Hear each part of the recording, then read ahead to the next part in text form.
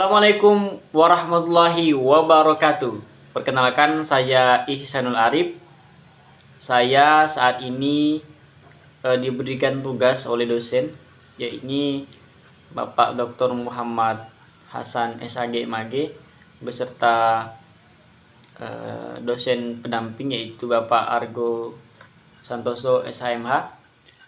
Saya diberikan tugas untuk menjelaskan bagaimana hilal dalam perspektif fikih dan tinjauan astronomi. Baik, oleh karena itu mari bersama-sama kita bahas mengenai judul berikut ini.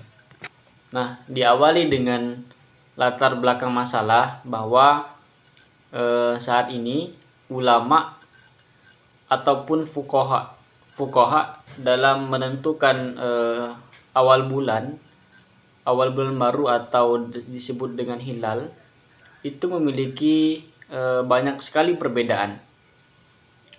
Perbedaan yang paling mendasar adalah karena kalender Hijriah itu tidak ada aturan baku, sehingga hal itu yang menjadi dasar adanya perbedaan pendapat antara fuqaha dan ulama.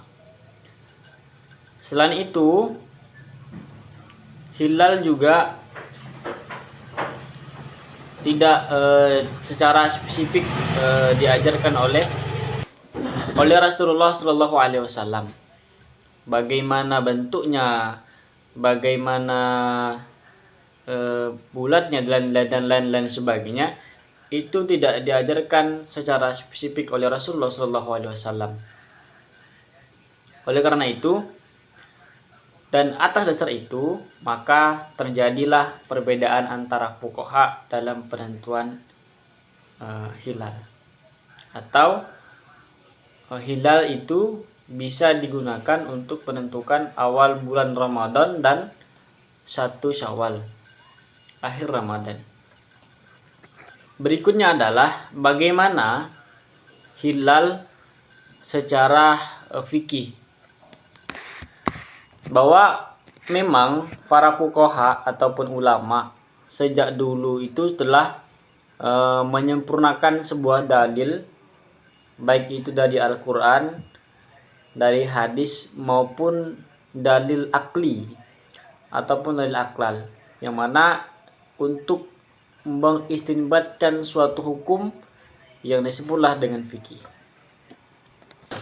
Nah, setelah sangat bervariasi sekali dalil mengenai hilal, akhirnya ulama fikih itu membuat suatu kesepakatan, atau jumhur ulama itu atau ahli hukum itu mengatakan bahwa hari di mana awalnya Ramadan itu dimulai sejak terbenamnya matahari, dan itu menjadi hukum wajibnya membayar zakat fitrah atau waktu jatuh tempo zakat fitrah. Kapan? Yaitu sejak dimulainya hari Idul Fitri. Dalam hal ini sejak terbenamnya matahari di akhir Ramadan. Oleh karena itu, orang yang meninggal sebelum terbenamnya matahari akhir Ramadan tak kena kewajiban bayar zakat fitrah. Begitupun bayi yang baru lahir atau orang mu'alaf yang baru masuk Islam sesudah matahari akhir Ramadan terbenam, dia tak kena zakat fitrah. Kenapa? Karena itu sudah memasuki bulan baru. Nah, namun apa kaitannya antara hilal dalam tinjauan astronomi? Tentunya hal itu ada kaitan, karena bidang astronomi adalah suatu bidang yang mempunyai teknologi yang lebih pesat, yang mana hal ini bisa dimanfaatkan umat Islam dalam penentuan awal bulan. Nah, kontribusi yang sangat terunggul dari astronominya itu adalah dia dapat menentukan bagaimana posisi benda-benda langit dengan detail, termasuk pula bagaimana posisi bumi, posisi bulan dan matahari. Sehingga kontribusi ini adalah suatu terobosan baru yang dapat dilakukan untuk mereferensi atau memaknai ulang terhadap penentuan itu secara astronomi maupun fikih. Nah, inti dari subbab tinjauan astronomi ini adalah bahwa hilal dalam perspektif astronomi itu bisa dimaknai sebagai visibilitas hilal.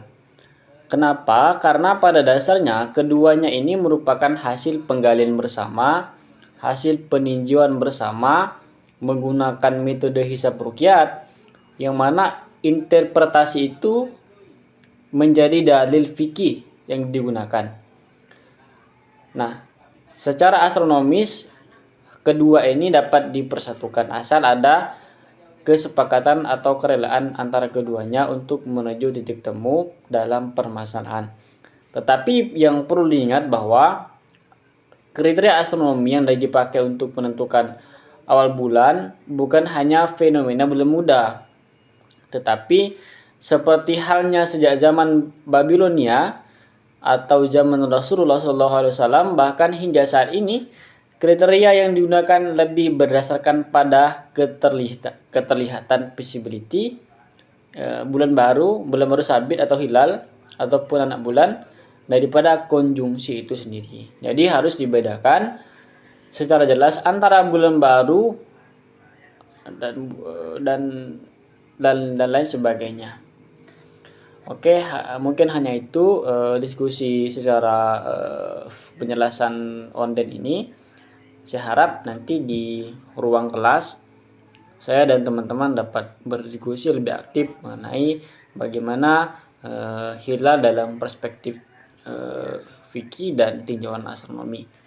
Wallahu muwaffiq ila aqwamit thoriq. Wassalamualaikum warahmatullahi wabarakatuh.